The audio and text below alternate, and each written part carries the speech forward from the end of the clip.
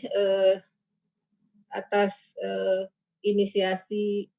Terima kasih kepada para panitia yang sudah menginisiasi kegiatan ini, dan selamat datang juga terima kasih kepada para peserta, di mana pesertanya saya lihat ini bukan hanya dari Bea Cukai Indonesia, tetapi ada juga dari DJKN, Pajak dan Perbendaharaan yang telah meluangkan waktunya untuk menimba ilmu yang akan disampaikan oleh Ustadz Abu Basam Umar Mita. Semoga membawa manfaat bagi kita semua. Amin ya rabbal alamin. Para peserta webinar yang berbahagia, agama Islam sangat menekankan agar pemeluknya berusaha dan bekerja sebaik-baiknya dengan senantiasa menjaga kualitas atau profesional yang setiap profesi yang ditekuninya.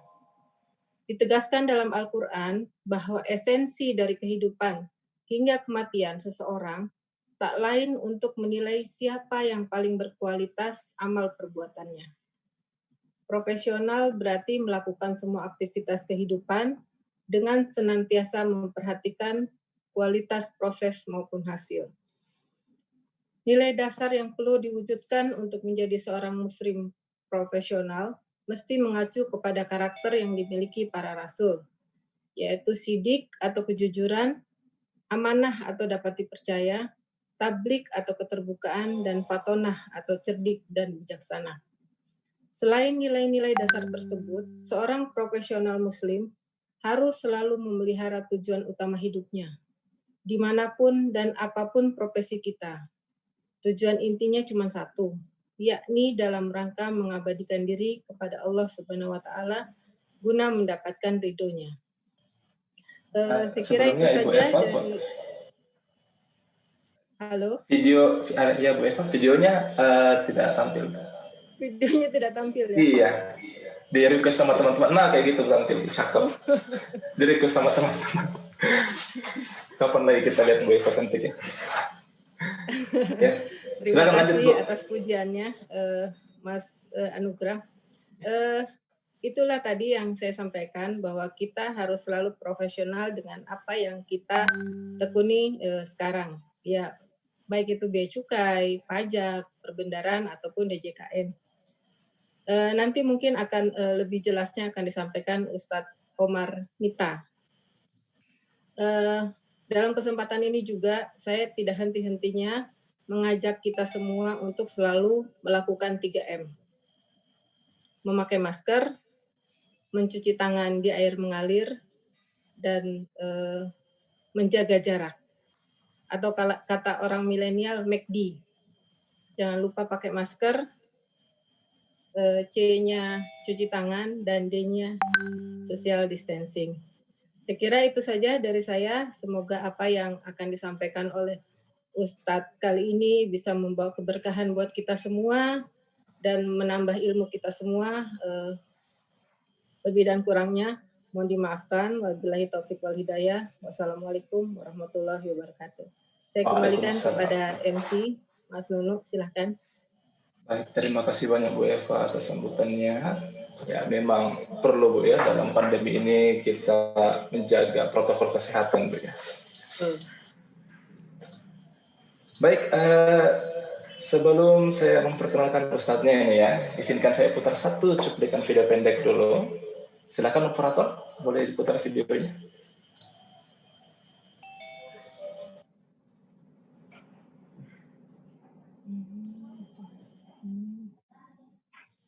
Operator, boleh putar videonya.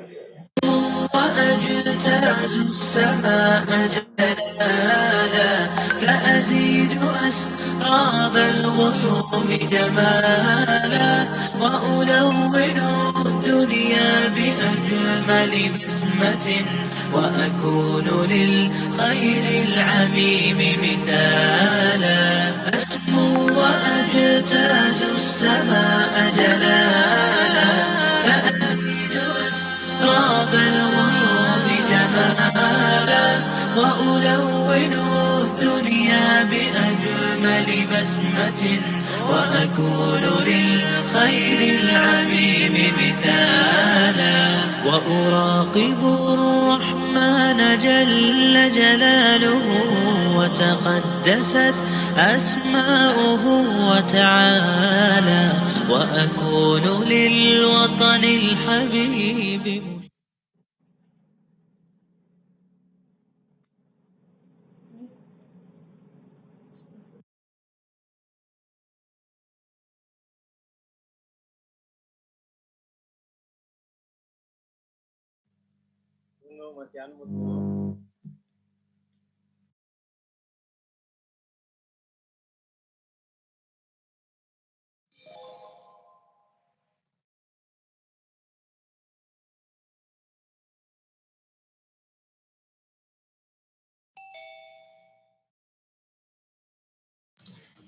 Oke, sorry tadi.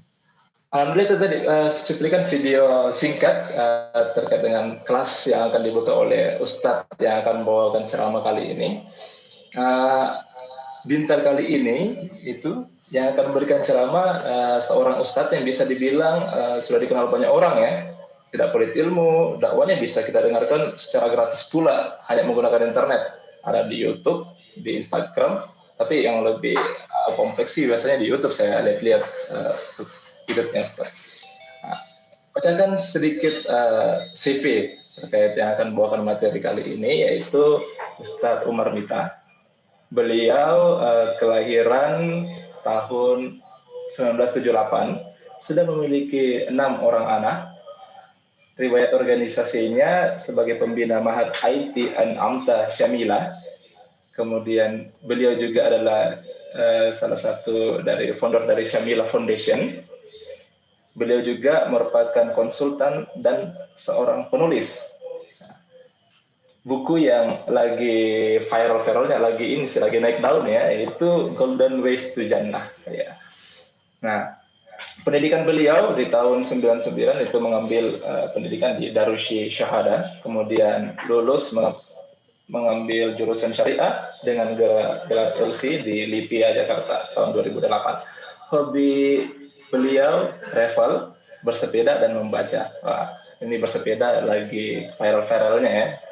Dia hobinya juga ternyata Ustaz. Nah, sudah bergabung bersama kita tadi Ustadz Umar. Pak Ustadz Umar, apakah sudah bergabung dengan kita? Sudah saya terdengar jelas?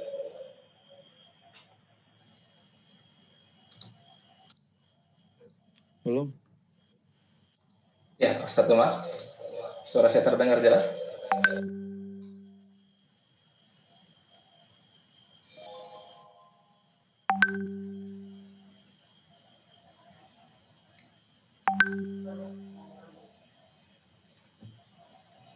Assalamualaikum Ustadz, suara saya terdengar?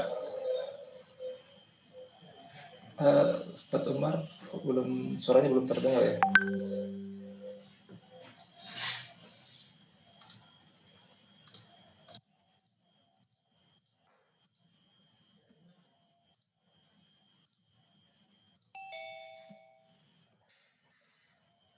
Ustadz Umar, suaranya belum kami dengar.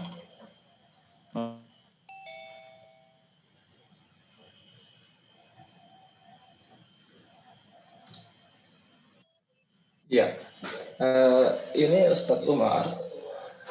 Kalau teman-teman milenial ya penasaran dengan beberapa materi-materi terkait kajian Ustadz Umar sendiri, itu bisa dicari di YouTube Umar Mita. Saya suka cara ceramahnya Ustadz ini tidak apa ya, kalau bahasanya dibilang lembut, tidak lembut-lembut sekali, jadi memang tegas tapi tidak juga kayak terlalu jos gitu ya. Jadi pas untuk mendengar ceramah-ceramah dari Ustadz ini kayaknya enak gitu. Bisa langsung disaksikan di YouTube beliau, atau kalau mau kepo-kepoin Instagramnya beliau juga bisa. Baik Ustadz Umar.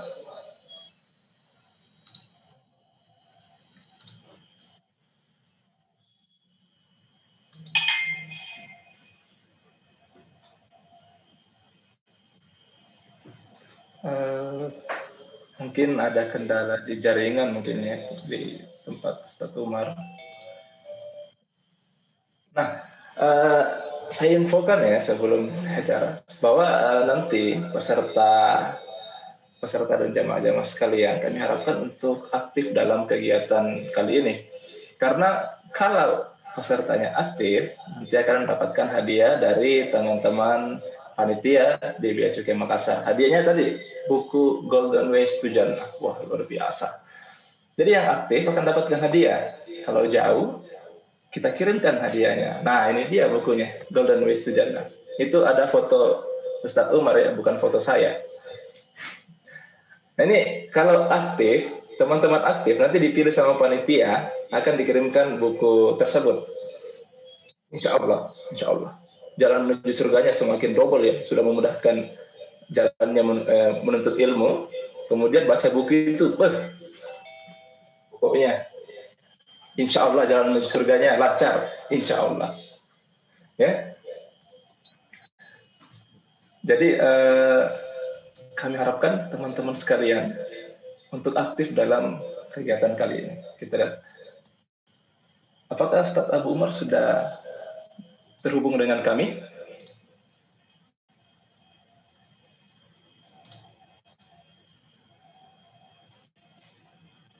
Nah, sembari Ustadznya terhubung ya, kembali saya sampaikan kepada teman-teman untuk bisa mengaktifkan video dan memasang virtual background yang sudah disebutkan di link chat. Nah, itu dia linknya. Dan mengisi daftar hadir. Serta jangan lupa untuk aktif dalam kegiatan kali ini. Ya, karena yang aktif akan mendapatkan buku Golden Ways to Jannah. Kalau MC-nya yang aktif, MC-nya yang dapat. Gimana panitia ya? Baik, Ustadz Umar, apakah sudah tersambung dengan kami?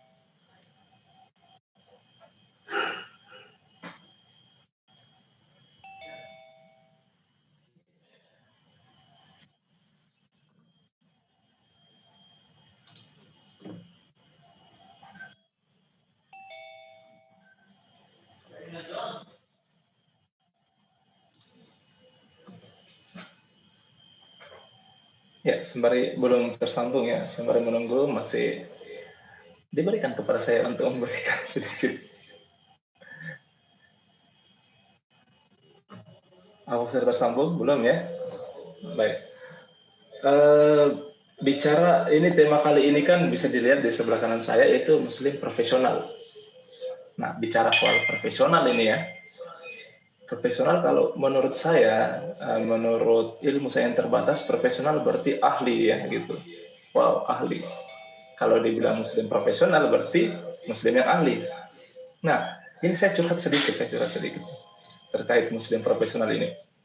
Pas saya ditunjuk untuk menjadi MC ya, itu saya tanya temanya apa? Katanya temanya muslim profesional. Sehari sebelum saya MC itu hampir semalaman saya pikir muslim profesional. Gila nggak? Muslim profesional itu kayak gimana gitu kan? Baru pertama terdengar gitu. Saya sampai cari, coba browsing.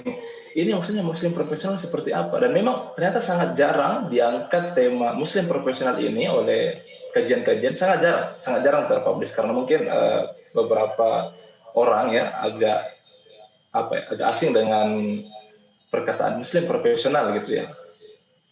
Jadi saya cari di internet, saya coba browsing, memang kajian terkait muslim profesional itu agak jarang dibahas gitu.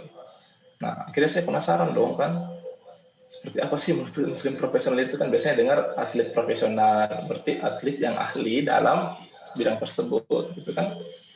Muslim profesional, apakah hanya dengan mengandalkan 5 rukun Islam kita sudah profesional? Wah, ini yang masih jadi pertanyaan saya ini. Saya cari-cari belum dapat dari semalaman kemarin.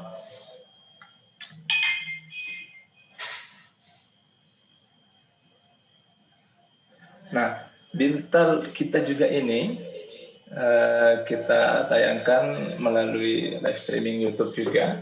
Jadi nanti kalau masih penasaran, ya bisa mengulang acara kembali ini, mengulang ceramah ustadznya melalui YouTube Bea Cukai Makassar.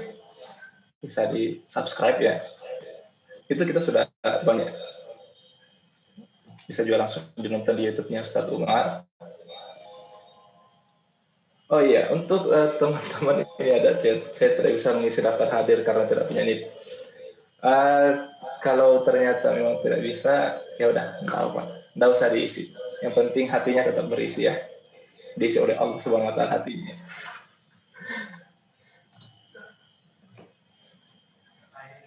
Ya, ini suara saya terdengar jelas sama teman-teman sekalian ya. Memang kadang suara di via Zoom itu kadang terdengar jelas, kadang tidak. Sama kayak hati, kadang jelas, kadang tidak.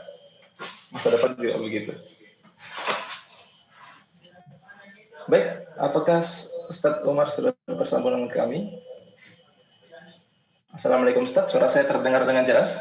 Waalaikumsalam. Afwan Akhil Karim, dari tadi trouble jaringannya. Turun terus Ya, ini. Kasih. Ya, enggak apa-apa Ustadz. Jaringannya turun, asal imannya jangan turun Ustadz. Oh, boleh Ustadz, biar dekat. Ya, alhamdulillah Ustadz sudah bergabung dengan kita. Ditunggu-tunggu loh Ustadz. Ini saya tadi curhat sama teman-teman pas baca temanya Muslim profesional itu, karena kan saya sering dengar kayaknya atlet panahan profesional gitu kan. Baru kali ini saya dengar Muslim profesional. Kalau atlet panahan profesional kan berarti orang yang ahli dalam memanah, Ustaz ya. Muslim profesional berarti kalau menurut saya berarti Muslim yang ahli sebagai bagaimana sih kok paham. Nah, daripada saya masih penasaran sampai sekarang ya bersama teman, mending dijelaskan sama Ustaz nih. Kalau Ustaz silakan untuk memberikan penjelasan kepada kami. Ya, jazakallah khair Akhi Anggra. Ini Akhi Anggra ini udah menikah belum ini? Alhamdulillah masih cari-cari Ustaz. Oh, Masya Allah. Sebentar lagi Dajjal mau muncul, antum masih mencari-cari ya? Iya Ustaz, itu makanya Ustaz, saya takut jadi pengikutnya Nabi yang meninggal tanpa belum sempurna agamanya. Nikahlah di musim pandemi ini, uang panennya lebih murah insya Allah. Ya, amin. Ini saya cari-cari Ustaz. Kita mulai kajian kita. Innalhamdulillah wassalatu wassalamu ala rasulillah wa ala alihi wa sahbihi wa man tabi'ahum bi ihsan ila yaumil qiyamah. Seluruh pegawai dan karyawan yang semoga dirahmati oleh Allah Bea Cukai Makassar yang selalu berkomitmen untuk memberikan yang terbaik, dan seluruh para viewer dan pemirsa pada kesempatan pagi kali ini. Tidak ada hal yang paling penting kecuali adalah menata hati kita, menempa jiwa kita untuk selalu bersyukur kepada Allah apapun kondisinya, apapun keadaannya, kesulitan dan kesukaran apapun yang kita hadapi. Sesungguhnya kesulitan itu hanyalah gerimis. Padahal nikmat yang Allah berikan kepada kita merupakan hujan yang begitu deras. Seharusnya kenikmatan yang begitu banyak tidak boleh hilang disebabkan karena ujian yang Allah berikan pada kehidupan kita. Karena ujian itu hanyalah gemericik, adapun kenikmatan Allah itu begitu deras layaknya gelombang yang besar. Dan inilah yang menjadikan orang mukmin adalah mereka yang tidak pernah kehabisan alasan untuk bersyukur kepada Allah apapun kondisinya dan apapun keadaannya. Makanya siapapun mereka yang senantiasa mampu untuk menjadi akuntan paling handal menghitung setiap ujian yang Allah berikan pada kehidupan mereka, maka Allah akan melapangkan hatinya, Allah akan melapangkan jiwanya. Dan ketika kita sudah lapang hatinya dan lapang jiwanya, maka berapapun ujian yang datang, maka tetap kita mampu tersenyum dan tetap bahagia. Karena kita punya hati yang lebih besar daripada ujian yang diberikan pada kehidupan kita. Tahukah kita kondisi hati ketika di hadapan ujian itu ada dua. Ada kondisi yang pertama, hatinya dan jiwanya lebih sempit daripada ujian yang datang. Akhirnya ujian itu membuat dia frustasi, membuat dia depresi. Ketika hatinya lebih kecil daripada ujian yang datang pada teras kehidupan. Ada yang kedua, ada orang yang hatinya itu lebih besar, jiwanya lebih besar daripada ujian yang datang. Maka ketika ujian itu datang, hatinya dan jiwanya selalu mampu untuk menampung setiap ujian itu. Dan itulah yang menjadikan rahasia dia kenapa kuat menghadapi setiap ujian, kenapa mampu tersenyum di balik setiap kesulitan yang dia dapatkan, karena dia telah dilapangkan hatinya oleh Allah. Makanya di tengah musim pandemi ini yang kita harus tingkatkan bukan hanya imun tubuh, tapi yang kita harus tingkatkan adalah imun untuk menjaga pola pikir kita, supaya kita tetap berprasangka yang baik kepada Allah. Tidak ada gunanya kita minum vitamin C, tidak ada gunanya kita bermandikan matahari pada jam 9 untuk meningkatkan vitamin D kita. Tapi kalau pola pikir kita penuh dengan berburuk sangka kepada Allah, frustasi dan depresi, maka semua nutrisi makanan itu tidak ada artinya. Karena kesehatan itu sangat tertopang dengan pola pikir yang benar. Dan pola pikir yang benar itu ketika hati kita dan jiwa kita dilapangkan lebih besar daripada ujian yang datang dalam kehidupan kita. Nah, tentunya inilah yang menjadikan kita senantiasa berharap semoga dengan setiap titian ilmu yang kita pelajari, setiap kajian yang kita dengarkan, mampu menjadikan hati kita dilapangkan oleh Allah, jiwa kita dibesarkan oleh Allah, lebih besar daripada ujian yang datang. Itulah yang menjadikan kita bersandar kepada Allah, karena orang yang bersandar kepada Allah itu tidak akan pernah kecewa di dunia, dan Allah tidak akan pernah mengecewakan ia dalam kehidupan di akhirat. Kepadanya kita bersyukur dan kepadanya kita menggantungkan segala asa dan harapan kehidupan kita. Seluruh karyawan Bea Cukai Makassar, terkhusus juga untuk Umu Eva yang tadi menyampaikan sepatah dua patah kata sebelum kita memulai kajian ini, dan lain sebagainya yang tidak mampu saya sebutkan satu persatu tanpa mengurangi rasa ta'zim dan rasa hormat saya. Kita akan mulai dengan apa yang akan kita sampaikan pada kesempatan hari ini, menjadi Muslim yang profesional. Inilah sejatinya yang ingin kita nasihatkan kepada diri kita. Kita ingin menasihati diri kita selaku pelaku profesional, selaku orang yang bekerja. Dan apa yang harusnya kita ketahui dari nasihatnya Allah dan nasihatnya Rasul. Karena tidak ada sikap hati yang paling baik kecuali mereka itu menerima nasihat yang terbaik itu dari Allah dan Rasulnya. Nasihat manusia itu terkadang ada motifnya. Nasihat manusia itu terkadang ada maksud yang tersembunyi. Ada agenda-agenda yang dia sembunyikan. Tapi kalau nasihatnya Allah itu nasihat yang bersih dari motif, bersih dari tendensi, dan bersih dari maksud apapun kecuali memberikan kebaikan untuk kehidupan kita. Inilah yang menjadikan kita di sela-sela kesibukan kita bekerja, kita harus mendengarkan nasihatnya Allah dan Rasulnya, supaya kita tahu bagaimana menjadi seseorang yang profesional dalam setiap apa yang kita lakukan, terkhusus ketika kita telah diberikan kenikmatan iman pada kehidupan kita ini. Sebelum kita menyampaikan materi, izinkan saya memutarkan video ini untuk menjadi renungan bagi kita.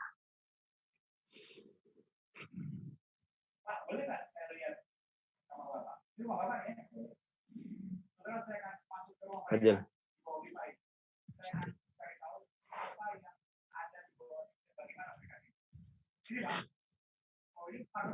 Fadil.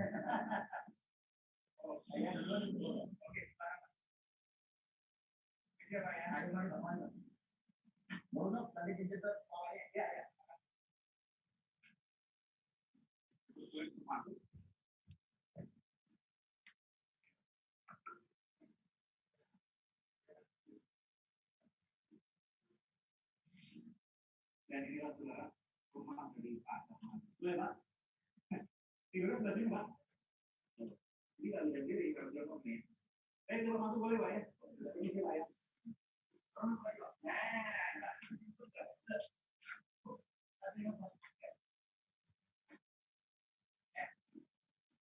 Sini Pak, ada ini. Kepala tidak ada kaki di sini. Satu ini Pak ya? Badan nih Pak. Tapi dari itu sini Pak. Ada di sini. Pakai kipas angin terus ini Pak. Nggak panas. Kalau ini panas. Nah, jadi nggak bisa ini hanya satu orang gitu ya. Kalau satu keluarga tadi anak 3 gimana ya Pak? Ini tinggal di sini. Nah, itu soalnya pulang.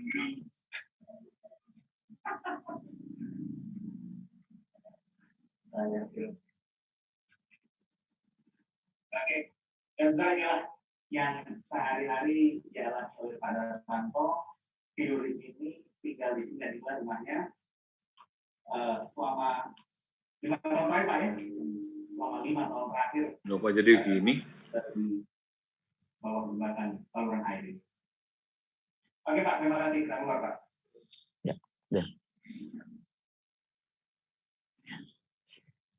Video yang baru kita saksikan bukan sebuah rekayasa dan bukan sesuatu yang sifatnya disetting. Tapi itu merupakan video dari realita kehidupan yang tidak jauh dari sekitar kita. Mungkin tidak jauh dari kantor kita, mungkin tidak terlalu jauh dari rumah kita. Kisah seseorang yang begitu pilu, garis kehidupannya yang bernama Pak Darmanto. Rumahnya bukan hanya di bawah jembatan, tetapi rumahnya di bawah pipa gas. Dengan kondisi yang sangat memprihatinkan, beliau tinggal bersama istrinya dan ketiga anaknya. Itulah kisah Pak Darmanto. Kisah Pak Darmanto ini kalau kita saksikan dengan mata dan kita saksikan dengan akal kita, mungkin tidak akan menggores banyak kebaikan dan tidak akan memberikan banyak faedah.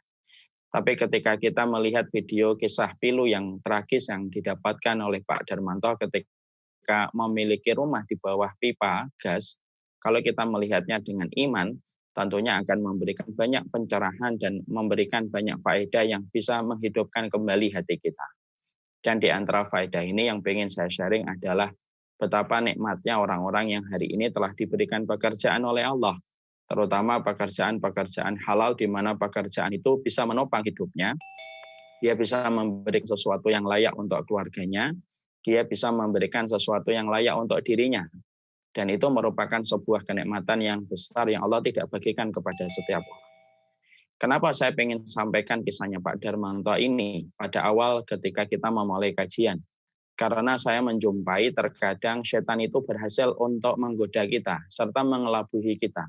Sehingga banyak menjadikan orang itu ketika sudah memiliki pekerjaan, ketika dia sudah mendapatkan sumur untuk menggali rezeki buat dirinya dan keluarganya, tapi tidak banyak orang yang mensyukuri kenikmatan itu. Mereka banyak protes dengan apa yang telah mereka dapatkan, mereka banyak keberatan dengan apa yang dia peroleh, walaupun pekerjaan yang dia dapatkan itu sebenarnya merupakan pekerjaan yang diimpi-impikan oleh ratusan ribu orang di atas muka bumi ini. Tapi karena hilang keimanannya, sehingga menjadikan pekerjaan yang telah dia dapatkan itu menjadi tidak tersisa lagi kenikmatannya. Karena apa? Karena dia terlalu sering melihat ke atas dan jarang untuk melihat ke bawah. Makanya kisah Pak Darmanto ini menjadikan kita memahami. Sesungguhnya saya hari ini berhadapan dengan seluruh pekerja, seluruh karyawan yang ada di Bea Cukai Makassar. Dan saya ingin mengatakan pertama kali bahwasanya mendapatkan pekerjaan merupakan sesuatu yang sifatnya bagian dari kenikmatan besar yang Allah berikan. Dengan apa yang kita peroleh, kita bisa mencukupi kebutuhan kita, menegakkan tulang punggung kita untuk terus berjalan, dan tentunya kita bisa memberikan rezeki kepada keluarga kita. Dan itulah yang menjadikan kita memahami sesungguhnya diberikan pekerjaan itu merupakan sebuah kenikmatan yang besar yang Allah berikan pada kehidupan kita. Makanya ada sebuah perkataan para ulama, di mana perkataan para ulama mengatakan diberikan pekerjaan itu merupakan nikmat yang bersifat ujian. Apakah dia bersyukur ataukah dia enggan? Fadil? Bahwasanya ketika diberikan pekerjaan itu sesungguhnya itu merupakan bagian dari fitnah. Maka sesungguhnya ketika kita diberikan pekerjaan oleh Allah, sesungguhnya ini adalah ujian. Allah mungkin menguji kepada setiap orang yang telah dimudahkan jalan rezekinya oleh Allah, bahwasanya ketika dia mendapatkan pekerjaan, Allah itu akan spotlight pada hidupnya. Apakah dengan pekerjaan yang telah ia berikan kepada manusia itu, apakah dia itu akan bersyukur ataukah tidak? Dan itulah yang sejatinya sedang kita jalani. Siapapun hari ini yang telah mendapatkan pekerjaan yang halal, lalu dia mencukupi kebutuhan keluarganya, lalu dia mendapatkan sesuatu yang menegakkan tulangnya, maka harus kita mengerti. Sesungguhnya Allah ingin melihat kondisi hati kita. Apakah kita ini menjadi hamba yang bersyukur ataukah menjadi hamba yang selalu kekurangan? Walaupun Allah sudah mudahkan kita, dan itu lebih baik daripada jutaan orang yang tidak seberuntung kita hari ini. Dan itulah sejatinya yang kita harus mengerti. Mendapatkan pekerjaan ketika kita menjadi seorang muslim itu bukan sesuatu yang biasa, tapi sesuatu yang sifatnya nikmat, di mana tidak setiap orang mendapatkan kenikmatan itu. Tahukah kita, di balik pekerjaan halal yang kita lakukan hari ini, ternyata ada ribuan orang yang mereka harus berjibaku pada sesuatu yang haram, hanya untuk mendapatkan rupiah demi rupiah. Ada seorang wanita yang harus membuka kancing bajunya untuk laki-laki yang tidak pernah menghormati dirinya kecuali dengan segepok uang. Lalu kemudian dia dihargai tubuhnya dengan segepok uang itu, laki-laki setelah menghabiskan syahwatnya meninggalkan dia tanpa ada penghormatan, tanpa ada kasih sayang, dan tentunya tidak ada rahmat kepada wanita itu. Karena wanita itu hanya dipandang sebagai objek pelampiasan seksual. Ada orang yang mereka itu harus berjibaku ketika ingin mendapatkan duit, maka mereka harus mencuri. Mereka harus melakukan tindakan yang sifatnya konsekuensinya, risikonya adalah kematian kalau dia ditangkap oleh masyarakat. Ada orang yang harus jualan minuman alkohol, ada orang yang harus berjibaku dengan yang haram, hanya untuk mendapatkan sesuatu, untuk menegakkan tulangnya. Dan Masya Allah, kalaulah kita hari ini, walaupun kita Masya Allah ya, pekerjaan kita kadang-kadang belum sesuai dengan ekspektasi yang kita inginkan, bukankah kita hari ini lebih baik daripada Pak Darmanto? Bukankah kita ini lebih baik daripada orang-orang yang masih berjibaku pada yang haram?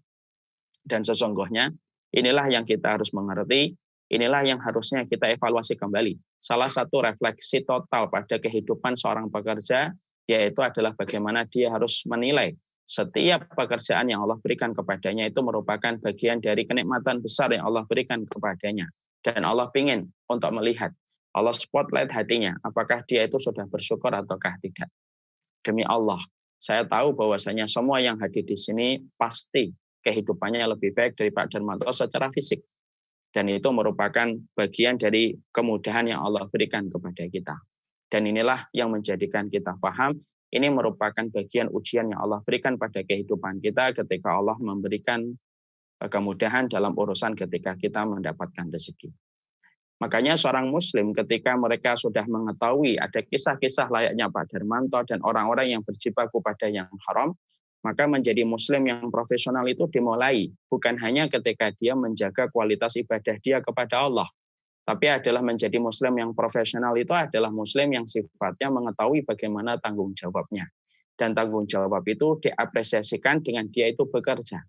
Karena agama ini selalu menempatkan seorang laki-laki mukmin yang kuat itu lebih baik daripada mukmin yang lemah. Dan salah satu makna yang dicakup dari laki-laki yang kuat beriman, orang yang beriman kuat itu adalah mereka yang sejatinya terus mampu untuk mencari rezeki untuk dirinya dan mampu memberikan manfaat untuk keluarganya.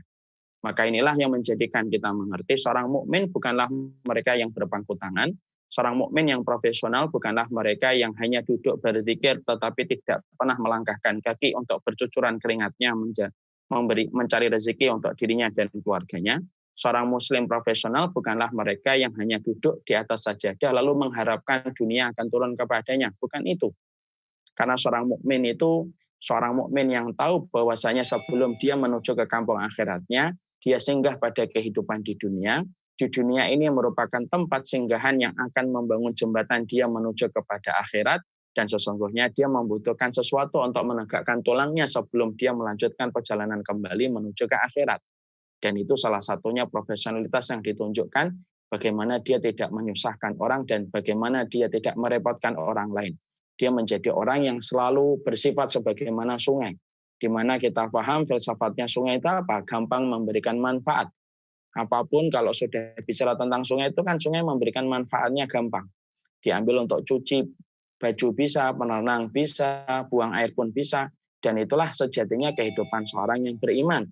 Ketika dia profesional dalam hidupnya, bukan hanya profesional bagaimana dia beribadah kepada Allah, sebagaimana dalam surat Al-Mulk ayat yang kedua, liyabluwakum ayyukum ahsanu amala, yaitu adalah yang dilihat bagaimana yang terbaik amalnya, tapi profesional sebagai seorang hamba adalah ketika dia tetap bekerja dan tetap mencarikan rezeki untuk dirinya dan tidak pernah menjadi beban untuk dirinya dan keluarganya ketika dialah yang memberikan banyak manfaat untuk keluarganya.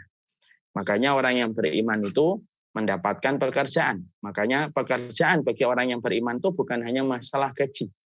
Tapi sesungguhnya orang yang beriman ketika kita bicara tentang masalah pekerjaan untuk menunjukkan sisi profesionalitas dia sebagai orang yang beriman ketika filosofnya orang yang beriman sebagaimana sungai terus memberikan manfaat dan tidak menjadi beban bagi orang lain, maka sesungguhnya pekerjaan itu bukan hanya masalah gaji, tapi sesungguhnya bekerja, meneteskan keringat, mencukupi kebutuhan anak kita, mencukupi kebutuhan istri kita, bapak dan ibu kita, serta memberikan yang terbaik untuk di jalan Allah dengan harta yang kita dapatkan setelah kita meneteskan keringat untuk bekerja, itu bukan urusan gaji semata, tapi sesungguhnya itu adalah urusan keberkahan, yang mana keberkahannya itu begitu besar pada kehidupan kita.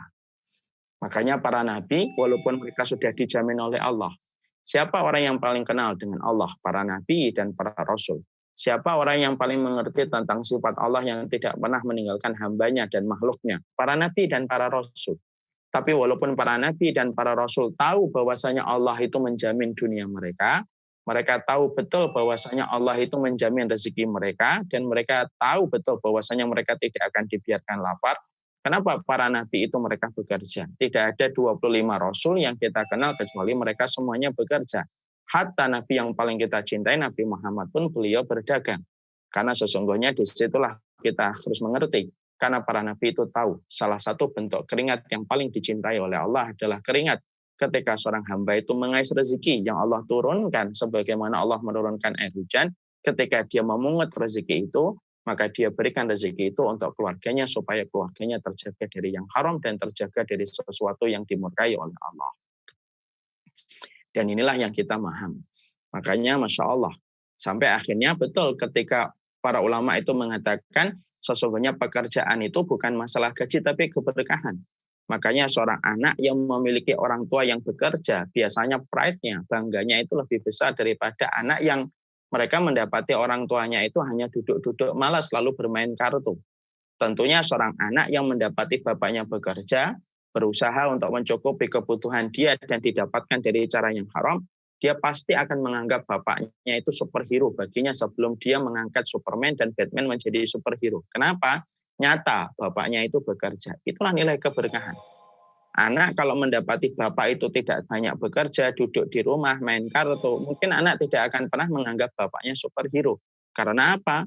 Karena dia tahu bapaknya tidak berjuang keras untuk mencukupi kebutuhan dirinya dan keluarganya.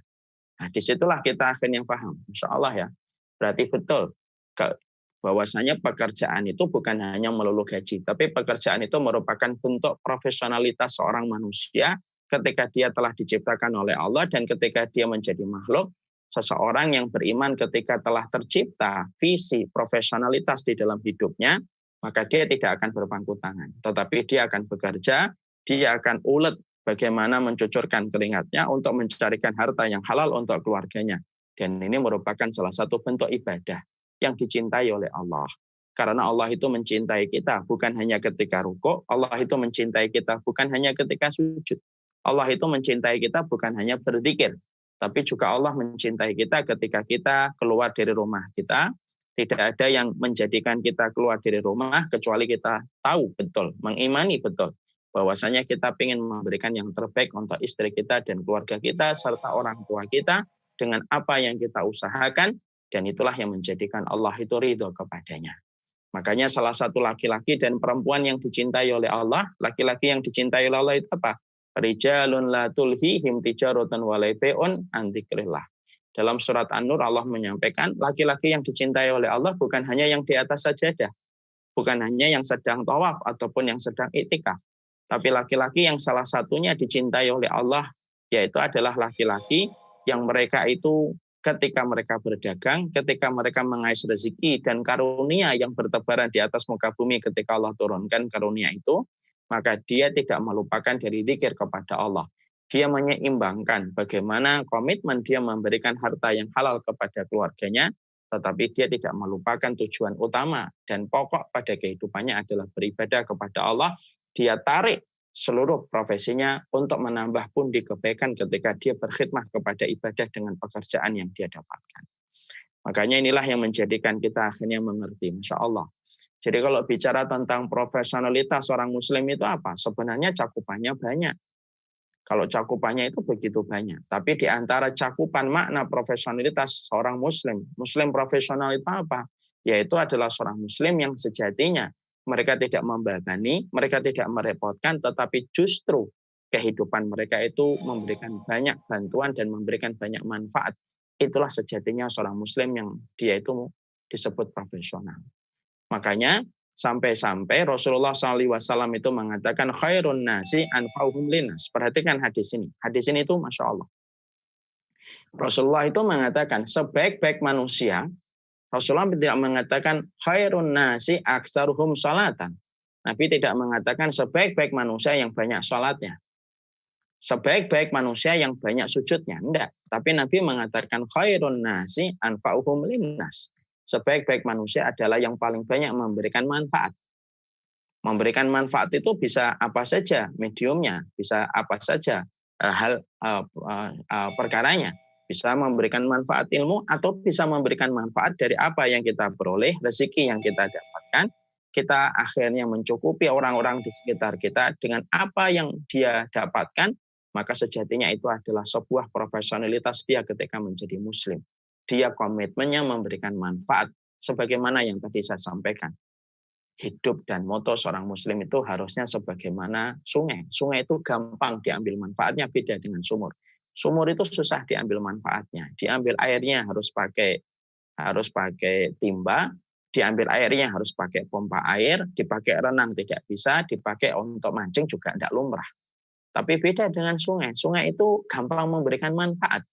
Ketika dipakai mandi bisa, dipakai cuci baju bisa, dipakai untuk renang bisa, dipakai mancing lumrah, dipakai untuk berak pun kita memaklumi.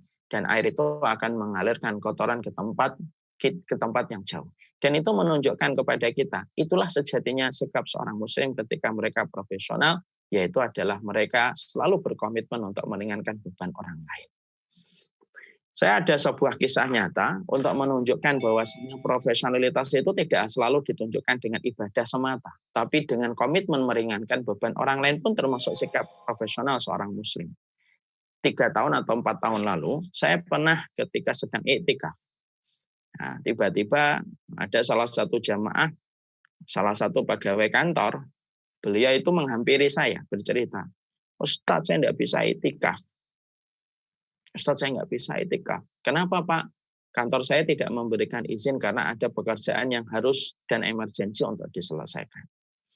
Gimana ini Ustadz, saya malah nggak bisa untuk semacam nggak bisa iktikaf. Padahal ini merupakan waktu yang utama. Bla bla bla, beliau menceritakan kesedihan, kegelisahannya. Masya Allah ya. Seorang muslim itu kalau sudah gelisah berarti tanda keimanan. Saya pengen iktikaf Ustadz. Saya bilang, saya usah Pak. Kalau memang Bapak belum mampu iktikaf, berarti Allah itu membagi amal sebagaimana Allah membagi rezeki.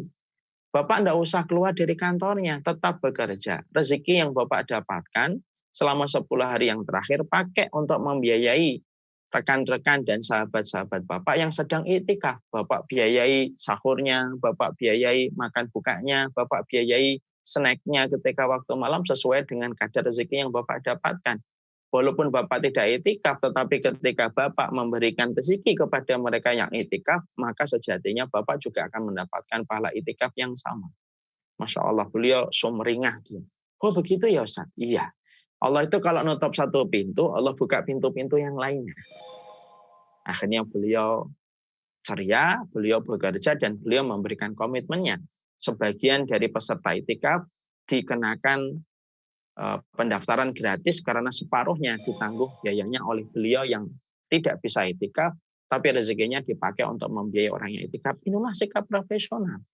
Jadi profesional bukan hanya ketika kita memberikan yang terbaik untuk Allah, memberikan yang terbaik untuk hamba-hamba Allah, tapi tujuannya adalah untuk Allah juga, tujuannya adalah membantu hamba yang beriman, maka itulah sejatinya sikap profesional kita, yang sejatinya itulah yang kita harus mengerti.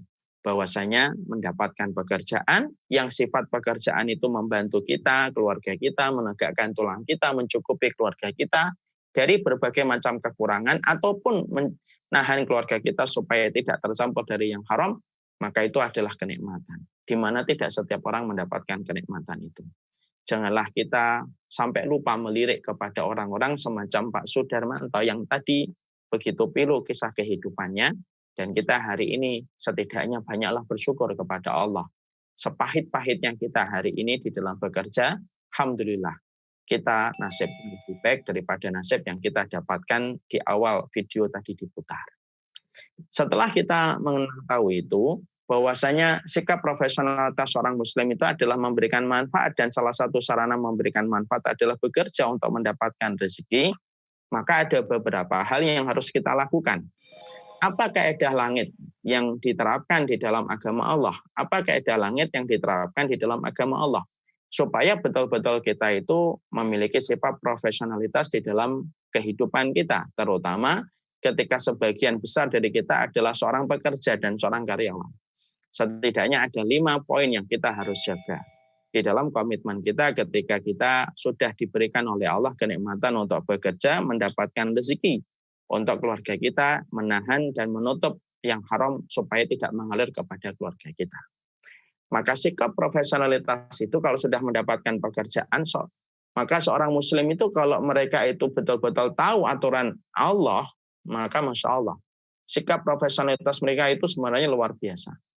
Harusnya owner sebuah kantor atau owner sebuah perusahaan itu mempertimbangkan untuk memperkerjakan seorang muslim. Kalau setiap muslim itu tahu bagaimana sikap yang diatur oleh Islam ketika dia bekerja, tidak ada yang paling beruntung kecuali adalah orang yang memiliki bisnis dan perusahaan ketika mereka mempekerjakan seorang muslim yang tahu bagaimana aturan Islam ketika mengatur dia sebagai seorang pekerja dan seorang karyawan.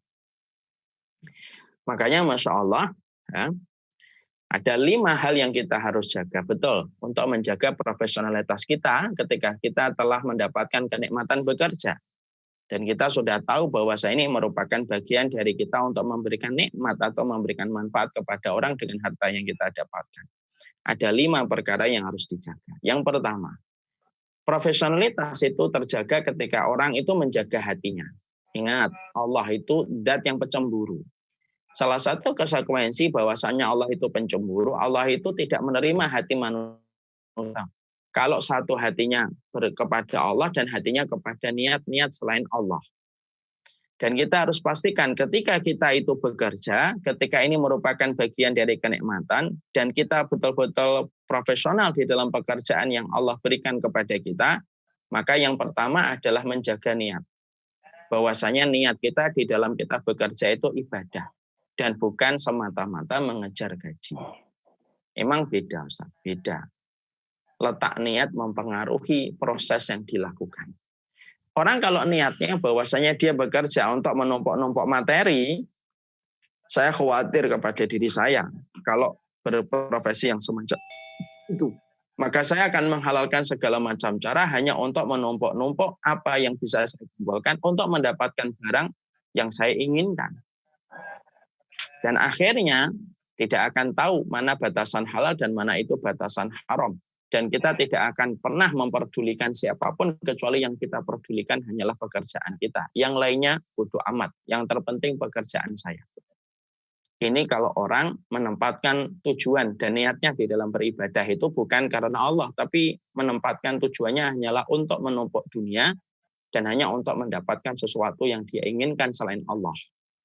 Makanya Rasulullah sudah memberikan kepada kita sebuah wejangan yang luar biasa itu menjadi pegangan bagi setiap orang. Ustadz atau bukan ustadz, karyawan atau bukan karyawan, membutuhkan apa yang diwejangkan oleh Nabi dalam hadis ini.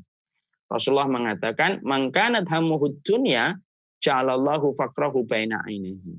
Siapapun ya, yang mereka itu melakukan sesuatu, niatnya hanya untuk dunia, bukan untuk ibadah, maka Allah akan jadikan kacamata kefakiran itu tepat di pelupuk matanya. Masya Allah ya, bahasa kiasan Nabi itu indah. Sederhana, indah, tapi menusuk pada hati kita. Apa itu maksudnya dijadikan kefakiran tepat di pelupuk mata? Artinya, berapapun yang kita dapatkan tidak akan pernah ada kata cukup. Kalau orang menjadi muslim, bekerja, hatinya sudah menempatkan dunia dan dihukum oleh Allah, dengan dia tidak pernah merasa cukup, tidak akan profesional dia di dalam bekerja. Kenapa? Karena yang selalu menjadi tujuan dia di dalam bekerja adalah uang serta materi yang dia pengen peroleh dan dia pengen tumpuk pada hidupnya. Dan orang kalau sudah mengejar harta yang menjadi tujuan dia di dalam dia bekerja, bukan menempatkan pekerjaan itu merupakan bentuk ibadah, maka sungguh kiblatnya orang yang bekerja untuk Allah dan kiblatnya orang yang bekerja untuk dunia akan membentuk perilaku yang sangat berbeda. Dan itulah yang kita khawatirkan. Kadang-kadang kita sudah mendapatkan kenikmatan dari Allah dengan pekerjaan yang hari ini kita dapatkan, tapi ironisnya, justru hati kita tidak menempatkan Allah pada tujuan kita ketika kita bekerja, tetapi tujuannya hanyalah sesuatu yang ingin kita dapatkan dari sesuatu yang datang dari selain Allah. Ingat loh ya, siapapun yang sudah menduakan Allah di dalam niatnya, maka apa yang dia duakan itu biasanya akan menghukum dia Dan itulah cara Allah ketika menghukum manusia ketika berani mendatangkan tandingan bagi Allah. Contoh ya, kalau ada seorang laki-laki atau perempuan, dia sudah menjadikan perempuan yang dia cintai menjadi tandingan bagi Allah, biasanya perempuan itu akan betul-betul membuat hidupnya sengsara. Ataupun sebaliknya. Tapi siapapun yang mencintai laki-laki dan perempuan karena Allah, maka Allah yang akan membantu bagaimana melewati interaksi dia dengan suaminya ataupun istrinya. Sama, orang kalau sudah menempatkan dunia menjadi tujuannya ketika dia bekerja hanya untuk menumpuk sesuatu yang dia ingin kumpulkan, lalu dia ingin membongkar semua batasan antara hidupnya dengan barang-barang yang dia ingin miliki ketika dia bekerja, waliyadzubillah. Sesungguhnya orang yang semacam itu akan ditinggalkan orang yang beriman dan Allah pun akan meninggalkan pertama kali sebelum orang beriman meninggalkan dia. Dan itulah yang kita khawatirkan. Sesungguhnya profesionalitas di dalam bekerja itu dimulai ketika seorang mukmin itu betul-betul menjaga niatnya. Tidaklah dia membuka pintu, lalu dia menghidupkan mobilnya, menghidupkan motornya, menyusuri jalan, kecuali memastikan ibadah ini, pekerjaan ini adalah merupakan bentuk ibadah yang saya niatkan untuk mencukupi kebutuhan keluarga saya dan menutupi keluarga saya dari sesuatu yang haram. Orang kalau sudah menetapkan apa yang dia lakukan itu adalah ibadah dia kepada Allah, maka Allah yang akan membantu proses akhirnya. Dalam perkara-perkara yang bisa membawa kepada kemaksiatan, maka Allah akan menahannya dan Allah itu akan menjaganya. Nah, inilah bedanya antara kalangan kapitalis ketika menempatkan karyawan dan kalangan Islam ketika memandang karyawan. Kalangan kapitalis ketika menempatkan karyawan bekerja, sebanyak-banyaknya pekerja itu bisa mendatangkan profit. Tapi kalau Islam ketika memandang karyawan, maka Islam itu memang memberikan penekanan supaya para karyawan memberikan yang terbaik. Tapi sesungguhnya Islam tetap membuat batasan supaya setiap karyawan itu memperhatikan Allah dalam setiap apa yang dia lakukan supaya terjaga dari yang haram. Dan ingat, kalau niat kita sudah karena Allah, maka Allah akan memberikan rezeki. Tapi kalau niat kita hanya untuk finansial, maka yang kita dapatkan itu dunia. Dan ingat, dunia dan rezeki itu sesuatu yang berbeda. Dunia itu angka deret, rezeki itu bukan angka deret. Allah itu memuji rezeki, tapi Allah tidak pernah memuji dunia. Nabi itu setiap pagi sebelum matahari menghangatkan bumi meminta rezeki. Allahumma inni as'aluka ilman nafi'an wa rizqan thayyiban wa amalan mutaqabbala. Tapi Rasulullah tidak pernah minta dunia setiap pagi sebelum matahari menghangatkan bumi. Kenapa? Beda rezeki dengan dunia. Dunia itu tidak akan pernah mencukupi, tapi kalau rezeki itu mencukupi. Rezeki itu mencukupi. Dan kecukupan itu miliknya Allah. Mana dalilnya kecukupan itu miliknya Allah, Ustaz? Wa may yatawakkal 'alallahi fa huwa hasbuh. Barang siapa yang bertawakal, maka Allah yang mencukupi. Berarti cukup itu miliknya Allah. Pernah kita dapati ada teman kita gaji UMR Makassar, tapi pulang ke rumah hidup bahagia, istrinya bisa menerima dan bisa membelanjakan sesuai dengan apa yang diberikan suaminya. Tapi kadang-kadang kita pernah menjumpai ada teman kita, gajinya 20 juta, profesinya jauh lebih tinggi daripada kita, tapi dia selalu mumet ketika datang ke kantor dan berkata, pengen utang, padahal gajinya lebih tinggi daripada gaji kita. Kenapa? Yang kaya belum tentu cukup, yang miskin belum tentu kurang. Dan yang kaya belum tentu mulia, yang miskin belum tentu hina. Karena kemuliaan itu diberikan kepada kecukupan. Makanya yang dicukupkan oleh Allah itu yang mulia. Dan kapan kecukupan itu? Ketika mereka itu profesional menjaga hatinya. Seorang muslim yang profesional menjaga hatinya memastikan bahwasanya apa yang dilakukan ini adalah ibadah. Cobalah kalau presidennya itu menganggap jabatan itu ibadah. Dia tidak akan menggunakan cara-cara yang haram ketika mereka mendapatkan pekerjaan. Kalaulah menteri, mereka niatnya untuk ibadah, maka tidak akan menggunakan cara-cara yang batil ketika mendapatkan jabatan dan menggunakan jabatan itu. Kalaulah para ustadz, mereka betul-betul menganggap itu ibadah, maka dia akan betul-betul berkhidmah kepada umat dan dia tidak akan pilih-pilih di antara umat yang dia ingin berikan nasihat. Karena semua dibantah seorang dai sama ketika dakwah itu sudah diniatkan untuk Allah. Inilah indahnya. Kalau setiap kehidupan manusia rotasinya itu kembalinya kepada Allah. Apa yang Allah berikan kalau manusia sudah bekerja karena Allah? Orang yang sudah bekerja karena Allah, Allah ngasih rezeki. Mungkin gajinya UMR, tapi rezekinya banyak. Istrinya qanaah dan nerima. Bukankah itu rezeki? Anaknya jadi baik. Bukankah itu rezeki? Dia mendapatkan kehidupannya bersama dengan teman-temannya baik. Bukankah itu rezeki? Ingat, yang kaya belum tentu cukup, yang miskin belum tentu kurang. Dan itu kecukupan hanya Allah yang memiliki dan Allah turunkan kepada mereka yang bertawakal kepada Allah pada hatinya bahwasanya pekerjaan itu karena Allah. Inilah sikap profesional seorang muslim. Ketika mereka sudah diberikan oleh Allah kesibukan untuk mencari penghidupan untuk keluarganya, dan dia ingin berkomitmen untuk meringankan beban keluarganya dan teman-temannya, maka dia bekerjanya itu bersahaja karena dia niatkan karena Allah. Yang kedua, yaitu memastikan apa yang dia dapatkan itu halal. Ini sikap profesionalitas. Dia betul-betul akan memastikan apa yang dia dapatkan itu halal. Ikhwan, ya. Kalau ada seseorang sampai menyentuh barang yang haram, maka apa yang dia ambil tidak sebanding dengan apa yang dia korbankan. Sekalinya kita ngambil yang haram, memasukkan barang haram ke dalam mulut kita, memenuhi perut kita, memenuhi lambung kita dari barang yang haram, maka pada saat itulah kita akan merasakan penyimpangan pada diri kita dan akan mendapatkan penyimpangan pada keluarga kita. Makanya seorang mukmin ketika mereka bekerja adalah orang yang selalu memastikan apa yang dia pegang dan apa yang dia raih itu sesuatu yang halal. Makanya para wanita terdahulu ketika melepaskan suami mereka sebelum suami mereka pergi ke pasar untuk berdagang, mereka selalu berkata kepada telinga suaminya, kami mampu untuk lapar, tapi kami tidak mampu kalau kamu membawa api neraka ke dalam rumah kita. Apa yang dimaksudkan para istri itu? Mereka memastikan bahwasanya suami mereka harus betul-betul mendapatkan dan meraih sesuatu yang halal. Karena kalau suami mereka sampai meraih sesuatu yang haram, rusak semuanya. Dan ingat, kaedahnya harta itu cuma dua.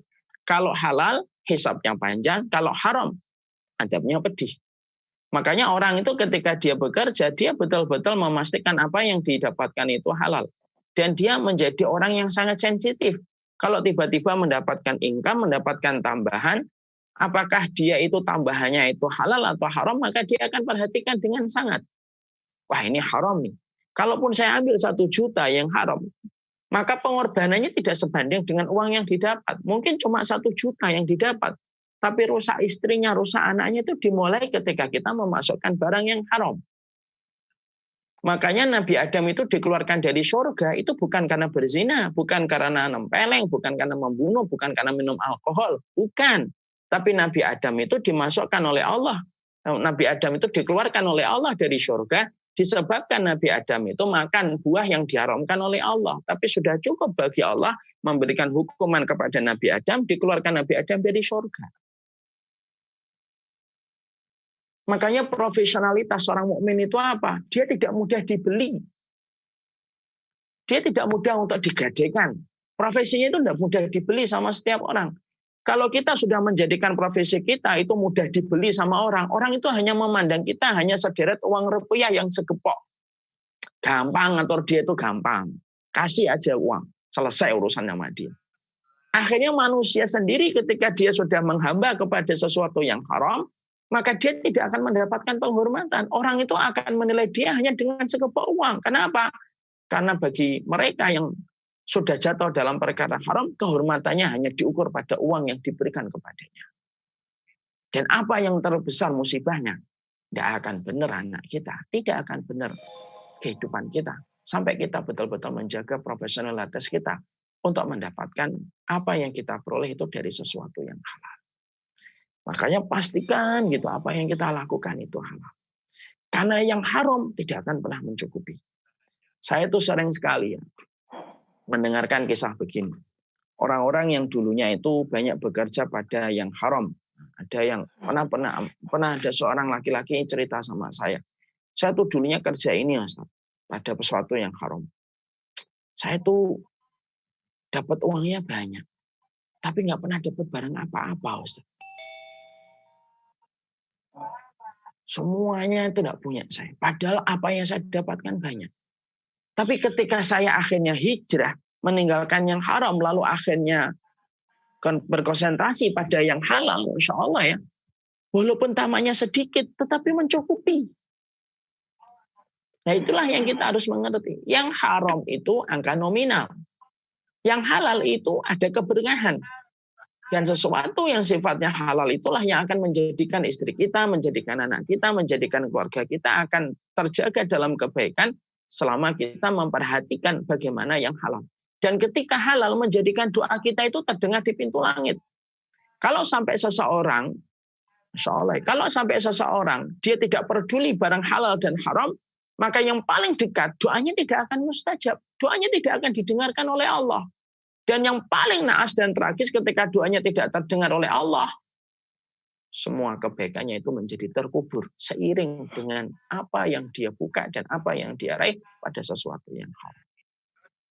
Makanya sikap profesionalitas seorang muslim itu apa? Komitmen dia untuk memastikan apa yang dia lakukan itu memperoleh mendapatkan sesuatu yang halal dan bukan mendapatkan sesuatu yang haram. Kemudian yang ketiga, yaitu menjaga amanah dalam bentuk apapun. Jangan dikurangi timbangan. Itu sikap profesionalitas kita di dalam kita bekerja. Wailul lil mutaffifin. Jangan mengurangi timbangan. Jangan hanya menafsirkan ayat ini secara tekstual bahwasanya mengurangi timbangan hanya untuk pedagang yang masih pakai timbangan di dalam pasar. Bukan, ini sifatnya umum.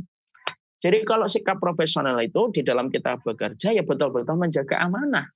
Mana itu barang kantor, mana itu yang barangnya ini, barangnya yang bukan barangnya pribadi kita, semuanya dijaga profesionalitasnya.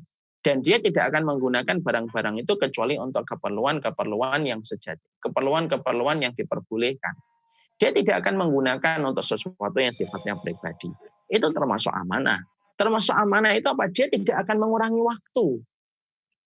Sehingga kalau dia bekerja, dia tidak akan mengurangi waktu. Kalau dia terlambat setengah jam, maka pulangnya diundur setengah jam. Itu sikap profesional di dalam pekerjaan. Makanya saya pernah diajak ngobrol dengan seorang bapak-bapak gitu. Kami itu kalau siang dikasih waktu Ustaz, untuk sholat duhur. Karena istirahatnya 11:30 sampai 11:30, 2 jam. Nah, kami bisa sholat duhur, kami bisa makan, kami bisa sholat duhur. Masalahnya kalau sholat asar, sholat asar itu sholat asar itu kami tidak diberikan waktu, Ustaz. Ada istirahat waktu asar. Tapi boleh sholat, tapi sebenarnya itu tidak waktu yang resmi diberikan sama kantor. Saya ngomong begini aja Pak, kalau Bapak pengen barokah, kalau berkumandang adzan asar, Bapak sholat. Hitung menitnya. Oh menitnya sampai 15 menit sholat asarnya. Maka Bapak pulangnya mundur 15 menit untuk mengganti 15 menit yang diberikan untuk Allah. Maka ini termasuk amanah dan tidak mengurangi timbangan. Karena mengurangi timbangan itu maknanya umum. Bukan hanya maknanya sempit pada timbangan yang kita bayangkan pada timbangan yang ada di pasar. Bukan. Termasuk mengurangi timbangan itu mengurangi waktu. Makanya seorang mukmin itu profesionalitas, bahwasanya dia mengerti amanah itu dia laksanakan sebagaimana yang dia telah sepakati. Al-muslimuna ala syurutihim. Seorang mukmin itu sebagaimana syaratnya. Makanya ketika dia sudah tanda tangan, saya akan bekerja di kantor ini jam 9 sampai jam 4. Ya berarti itulah waktunya. Kalau dia ingin mengambil waktu, maka dia kembalikan 15 menit untuk sholat asar, maka dia pulangnya mundur 15 menit. Supaya menutupi apa yang telah dia ambil ketika melaksanakan sholatnya. Itulah sikap profesionalitas dalam Islam. Karena seorang muslim itu betul-betul dituntut bagaimana mereka itu memenuhi sesuai dengan komitmen yang telah dia sepakati. Makanya Nabi sampai mengatakan al-muslimuna ala syurutihim. Seorang mukmin itu sebagaimana syarat yang telah dia sepakati. Tidak boleh dirubah-rubah. Makanya akad itu penting betul. Makanya Masya Allah lah, kalau setiap muslim di dalam bekerja betul-betul mengetahui kaedah-kaedah profesionalitas di dalam pekerjaan yang diatur oleh langit. Tadi saya katakan, maka Masya Allah itu. Para owner itu pasti senang mempekerjakan seorang muslim itu. Kenapa? Tahu betul aturan Islam itu luar biasa mengatur supaya tidak ada kedzaliman. Walaupun cuma masalah waktu sedikit pun harus dibalas. Harus diganti. Kalau tidak kita akan terkena pertanyaan dari Allah. Kenapa kamu mengurangi waktu padahal kamu sudah menyepakati kesepakatan dengan apa yang kamu tanda tangani. Makanya menjaga amanah dalam bentuk apapun. Mana yang barang milik kita, mana yang bahkan barang milik perusahaan. Tidak boleh bagi kita menggampangkan, meremehkan. Karena sejatinya itulah sikap tidak profesionalitas kita. Ketika kita banyak menggunakan barang-barang yang sifatnya diproyeksikan untuk pekerjaan, tetapi kita proyeksikan untuk masalah pribadi. Itu yang ketiga. Yang keempat, jangan melupakan ibadah. Nah, tentunya jangan melupakan ibadah itu apa? Tentunya kita berharap pada situasi tempat kita bekerja, ada waktu-waktu yang diberikan dan kita meminta hak kita supaya kita mendapatkan nasihat, supaya kita mendapatkan majelis ilmu. Kemudian ada kegiatan sosial yang kita harus proyeksikan, kita mengajukan ke bagian kantor dan departemen kita, ayo kita berikan bantuan kepada anak yatim. Kenapa? Sekali lagi, moto bagi orang yang beriman itu memberi senyum ketika hidup, mendulang pahala ketika mati. Memberi senyum itu artinya menguraikan masalah, memberikan jalan keluar bagi setiap orang yang sedang mendapatkan beban. Dan itu sejatinya harus dilakukan oleh orang-orang yang hari ini sibuk bekerja. Dia harus berkomitmen supaya dia tetap bisa memberi manfaat di balik pekerjaan yang dia geluti.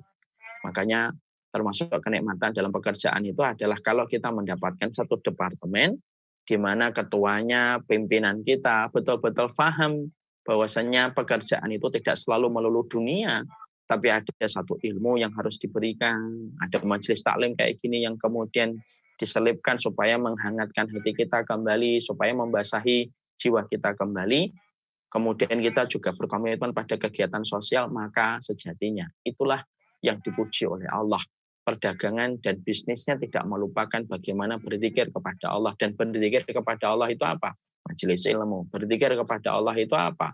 Dengan berbagai macam hal yang kita lakukan ketika bermanfaat.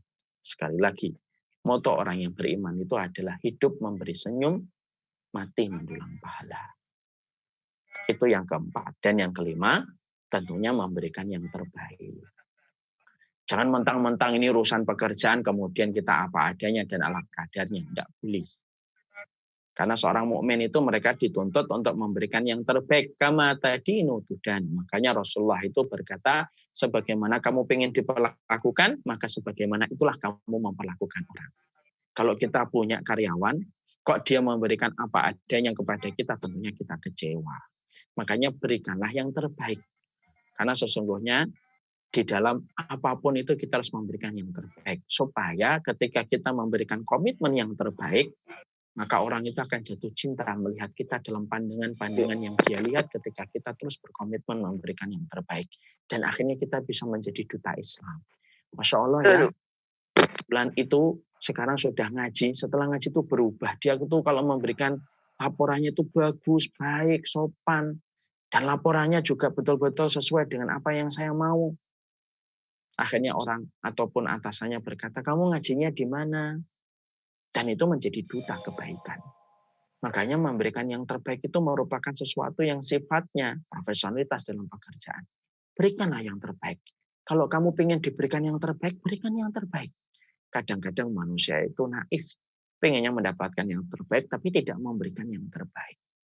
Nah itulah sejatinya yang kita harus mengerti, inilah profesionalitas seseorang di dalam pekerjaan. Yaitu yang pertama, orang yang profesional di dalam pekerjaan hidupnya ketika menjadi muslim, dia menjaga niatnya. Yang kedua, memastikan apa yang dilakukan itu halal, menjaga amanah, tidak melupakan ibadah. Dan yang terakhir adalah memberikan yang terbaik. Setiap orang dituntut profesional dalam setiap apa yang dia lakukan. Seorang dai juga ada sikap profesionalnya. Apa? Menjaga niat, memberikan khidmah yang terbaik untuk umat. Dia terus belajar untuk kemudian memperkaya referensi yang dia ingin sampaikan kepada umat. Itu sikap profesional seorang dai. Sikap profesional seorang pekerja, sikap profesional seorang pedagang, beda-beda. Tapi yang jelas Islam selalu memberikan jawaban dari semua pertanyaan pada lini kehidupan kita. Beruntunglah kita kalau kita ditakdirkan menjadi muslim yang selalu gelisah dan ketika gelisah mencari jawabannya pada Islam. Semoga kita menjadi muslim yang profesional dalam pekerjaan kita. Semoga orang-orang yang bekerja di sekitar kita, circle kita itu merasakan manfaat dengan kita bekerja di samping mereka. Kerja sama dia itu enak, orangnya baik, menjaga amanah, orangnya menghormati. Dan ketika pulang, istrinya bangga dengan suaminya, anaknya bangga dengan suaminya, bapak dan ibunya bangga dengan prestasi anaknya. Itulah profesionalitas seorang muslim. Dia memberikan yang terbaik dimanapun dia berada. Wallahualam bishawab. Inilah yang dapat saya sampaikan dalam pertemuan kali ini bersama dengan seluruh karyawan Bea Cukai Makassar. Nah, saya tahu di sana jamnya lebih dulu, di sana mungkin sudah jam 11.53 menjelang zuhur. Tidak patut dan tidak profesional kalau saya berbicara itu panjang lebar. Karena sikap profesional di dalam menyampaikan nasihat itu apa? Jangan terlalu panjang. Karena kalau terlalu panjang, nanti akhirnya banyak setannya yang menggoda. Asalnya khusyuk, serius, lama-lama ngantuk. Asalnya serius, lama-lama melihat jam. Asalnya serius, lama-lama ada yang pergi ke toilet. Sebelum ada yang pergi ke toilet, sebelum ada yang melihat jam, ada yang pura-pura batuk, saya kira ini sudah cukup memberikan nasihat untuk saya dan untuk semuanya. Semoga Allah memberkahi kita dan semoga tagline-nya hidup memberi senyum, mati mendulang pahala. Alhamdulillah. Baik, itulah tadi penjelasan kajian yang diberikan oleh Ustadz Umar kepada kita semua terkait Muslim profesional. Akhirnya saya paham Ustadz, Muslim profesional itu seperti apa.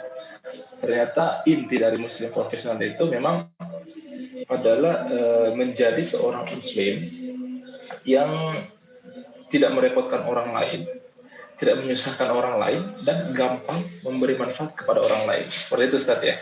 Iya. Iya. Alhamdulillah. Insya Allah semoga saya bisa menjadi orang seperti itu Ustaz. Amin insya Allah. Yang pertama tentunya nikah dulu akhi. Oh iya, nikah dulu biar sempurna Ustaz. Profesional seorang pemuda itu menikah. Menikahi seorang wanita yang telah bisa asik. Iya, sebenarnya itu pertanyaan juga Ustaz. Ya, apa ya? Mau menikah tapi jodohnya nggak ada. Itu yang pertanyaan sulit itu Ustaz. Nah, baiklah, kita lanjut ke pertanyaan-pertanyaan saja. Ini sudah beberapa orang sudah mulai mengajukan pertanyaan di chat.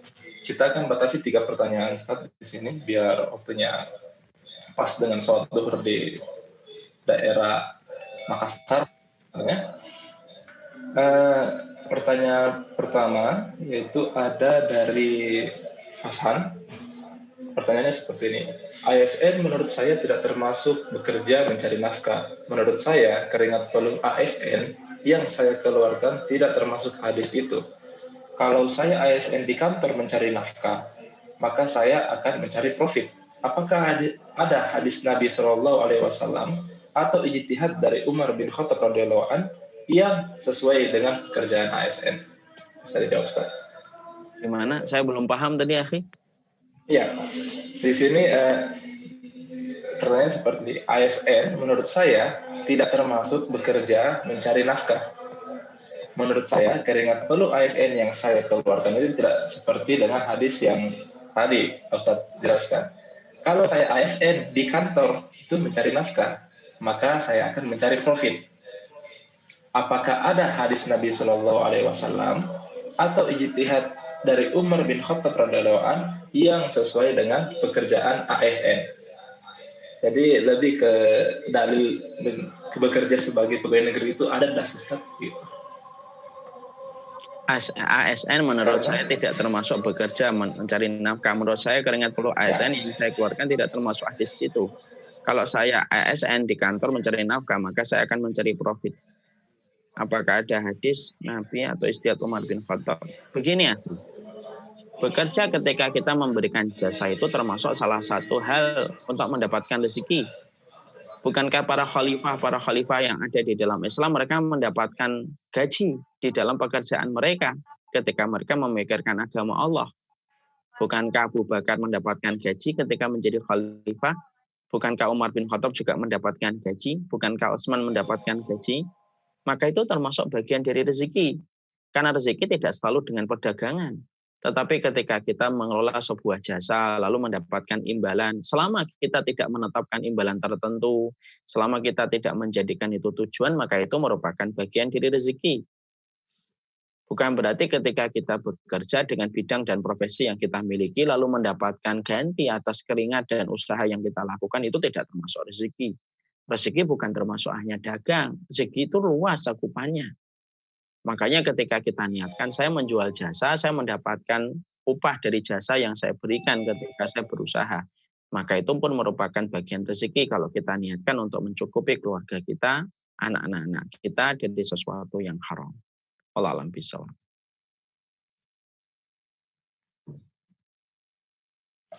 Baik, kita lanjut ke pertanyaan selanjutnya, Ustaz, yaitu izin bertanya, jika dihadapkan dengan kondisi saya sebagai anak tunggal, dalam hal ini perempuan, yang diamanahkan untuk bekerja oleh orang tua dan memiliki seorang anak, saya tidak memiliki waktu yang cukup untuk memberikan pendidikan ke anak saya.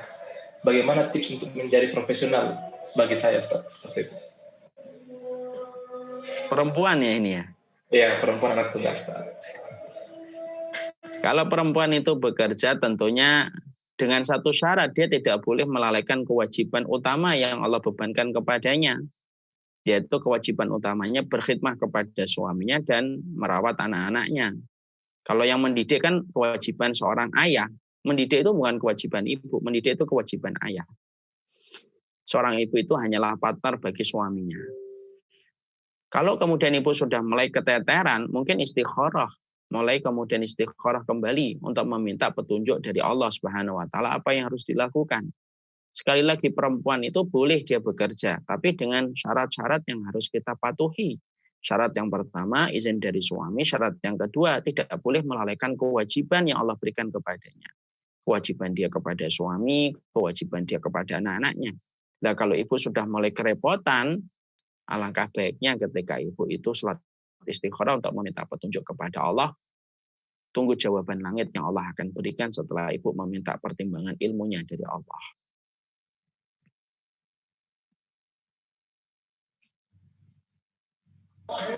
Baik, terima kasih banyak, Ustaz. Terus pertanyaan terakhir. Ya. Dalam bekerja, selain dibutuhkan sikap profesionalisme juga akhlakul karimah. Menurut Ustaz, adakah ketersinggungan antara profesionalisme dan akhlak? Apa-apa saja itu? Syukran.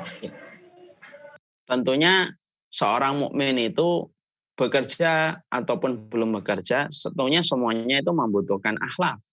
Karena memang Islam itu selalu menempatkan akhlak sama tinggi dan sama agung sebagaimana ilmu. Sering saya menyampaikan di banyak kesempatan, ilmu tanpa akhlak maka rusak. Karena apa?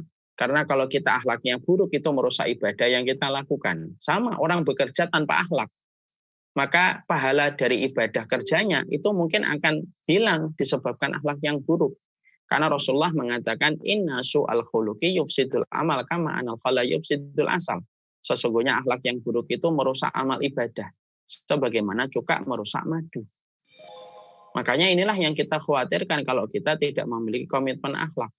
Jadi orang itu bekerja, pedagang, semuanya butuh akhlak. Dan itu termasuk profesionalitas kita menjadi hambanya Allah. Itu berakhlak.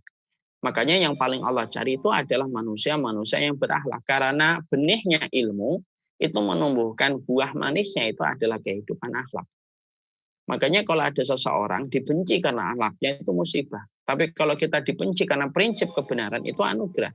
Tapi yang ironis itu adalah banyak orang hari ini itu dibenci karena akhlaknya. Orang kalau bekerja, ternyata ya teman-teman circle-nya, teman satu departemennya nggak ada yang suka karena akhlaknya buruk. Sukanya menjilat, sukanya nyari muka, sukanya menjatuhkan orang lain, hanya mementingkan kepentingan dirinya sendiri. Berarti dia dibenci karena akhlaknya. Dan itu musibah. Kalau seseorang karyawan bekerja, dia sudah dibenci karena akhlaknya, yang kita khawatirkan orang-orang yang kita dolimi dengan sikap akhlak yang buruk bisa mendoakan kita. Yang kedua, rusak amal ibadah kita disebabkan karena akhlak yang buruk. Jagalah akhlak karena Allah. Kalau bukan karena Allah, tentunya kita sulit menjaga akhlak. Tapi siapapun yang menjaga akhlaknya, Allah muliakan akhirat dan dunianya.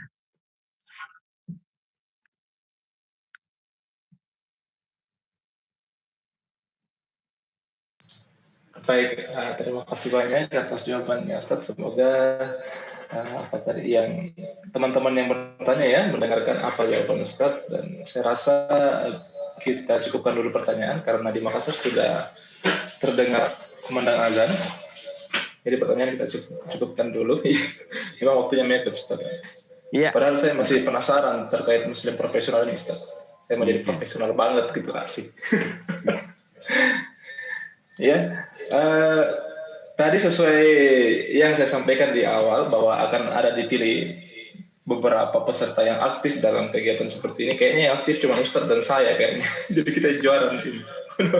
Nanti akan dihubungi oleh panitia untuk teman-teman yang aktif yang akan dikirimkan hadiah berupa buku Golden Ways to Jannah. Aduh, saya penasaran dengan bukunya ini kayak gimana. Baik Ustaz, untuk menutup acara kita ini bisa ditutup dengan doa bersama dipimpin oleh Ustaz Umar. Silakan Ustaz. Allahumma inna nas'aluka bi anna nashhadu an la ilaha illa anta al-ahadus samad alladzi lam yalid wa lam yulad wa lam yakul lahu kufuwan ahad. Ya Allah ya Rahman, berkailah kedua orang tua kami apabila mereka telah meninggal dunia di alam barzahnya. Maka gantikanlah alam barzah itu sebagai taman-taman di surga yang penuh dengan rahmat dan penuh dengan ampunan. Ya Allah, berkailah orang tua kami apabila mereka masih menghirup nafas. Berkailah setiap amal yang mereka lakukan dan wafatkanlah mereka dalam kondisi husnul khatimah. Ya Rahman, Ya Rahim, Ya Mujib Sa'ilin, berkailah dari apapun yang kami lakukan, jagalah kami dari sesuatu yang haram, jadikanlah kami hamba-hamba yang amanah dalam setiap ucapan dan setiap tindakan dan perbuatan kami. Muliakanlah kami dengan akhlak-akhlak yang Engkau ridhoi dan Engkau cintai, karena tidak ada perkara yang berat ketika ditimbang, kecuali salah satunya akhlak yang mulia di dalam kami bekerja dan di dalam kami ketika berumah tangga. Ya Allah, jadikanlah anak-anak kami Engkau jaga, Engkau lindungi. Tidak ada sebaik-baik perlindungan dan penjagaan kecuali dari Engkau, ya Allah. Jadikanlah istri kami dan pasangan kami, partner kami menuju kepada surga-Mu, menjadikan surga lebih mudah kami datangi ketika kami bersama dengan orang yang telah Engkau halalkan dalam kehidupan mahligai pernikahan kami, ya Allah. Ya Allah, ampunilah dosa-dosa kami apabila kami pernah mengurangi jatah waktu, apabila kami pernah meraih sesuatu yang Engkau benci dan Engkau haramkan. Jauhkanlah kami dan cukupilah kami dengan sesuatu yang halal, dan berikanlah kepada kami rezeki, yang rezeki itu membawa kebaikan kepada dunia dan akhirat kami. Wassallallahu ala nabiyyina Muhammad walhamdulillahi rabbil alamin. Subhanakallahumma wa bihamdika asyhadu an la ilaha illa anta astaghfiruka wa atubu ilaik. Baik, dengan berakhirnya doa yang dipimpin oleh Ustaz Umar, berakhir juga acara kita ini. Semoga apa yang disampaikan oleh Ustaz Umar dapat kita sampaikan dan amalkan dalam kehidupan sehari-hari, insyaallah. Sempurnanya majelis kita tutup dengan doa iftitah majelis. Assalamualaikum warahmatullahi wabarakatuh. Warahmatullahi wabarakatuh.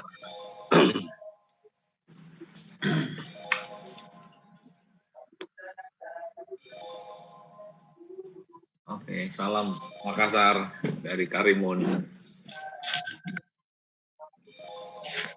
Terima kasih buat Terima teman-teman kasih. di luar Makassar.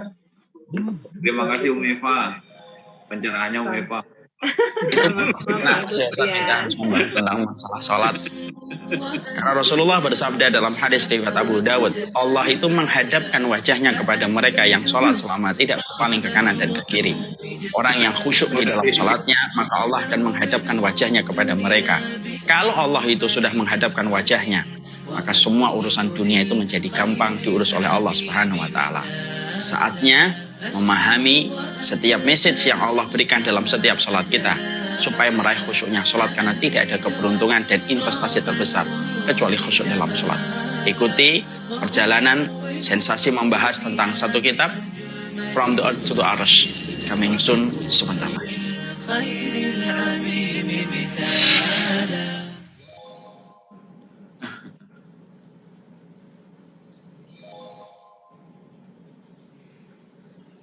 Kenapa sih Ustadz kita harus membahas tentang masalah sholat? Karena Rasulullah bersabda dalam hadis riwayat Abu Dawud, Allah itu menghadapkan wajahnya kepada mereka yang sholat selama tidak berpaling ke kanan dan ke kiri. Orang yang khusyuk di dalam sholatnya, maka Allah akan menghadapkan wajahnya kepada mereka. Kalau Allah itu sudah menghadapkan wajahnya, maka semua urusan dunia itu menjadi gampang diurus oleh Allah Subhanahu wa Ta'ala. Saatnya memahami setiap message yang Allah berikan dalam setiap sholat kita, supaya meraih khusyuknya sholat, karena tidak ada keberuntungan dan investasi terbesar kecuali khusyuk dalam sholat.